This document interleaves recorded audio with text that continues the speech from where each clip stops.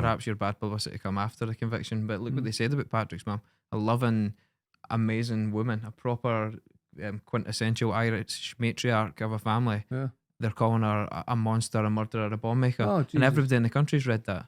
So is the mainstream media going to come and say... And they never met her. If my mum was walking in there with a tray, and you didn't know it's my mum, with a tray with 4 cups of tea on it, you'd think, no, that's the tea lady, she's just made a cup. You wouldn't know that woman done 14 years and all that's been done to her. You know what I mean? And that's credit to her, I swear to God. Absolutely credit to her. Because she knew the truth. She knew you were wrong. And she was going to prove it. And never stopped until she got that. Without hurting anyone. Without shouting and screaming, without hurting anyone. It needs to stop, doesn't it? There needs to be, like... Honestly, mate. There just needs to be somebody, like, there needs to be accountability in the way that the things are done, because that... If you get it wrong, put it right as quick as possible. That's all. And even though I've gone through what I've gone through and all the rest of it, I've told my children that if you do wrong, don't lie to me. Tell me the truth, and we'll get through it. But stick your hand up. Mm-hmm. If you're wrong, you're wrong. End of. And you know. No, I know. It's listen. It's been an absolutely powerful, impactful, mind-blowing podcast.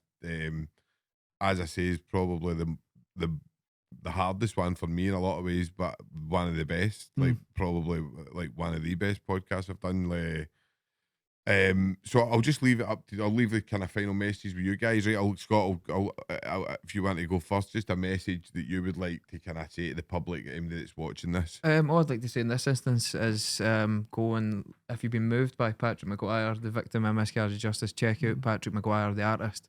Obviously that's a whole different podcast in itself. Patrick's never been the greatest at selling himself as an artist, but his work and painting his self-portraits and painting his feelings of the damage that was done to him by way of his wrongful conviction is just as moving as listening to him for the few hours of this podcast. And if you'd like to find out more further than that, I would recommend reading My Father's Watch.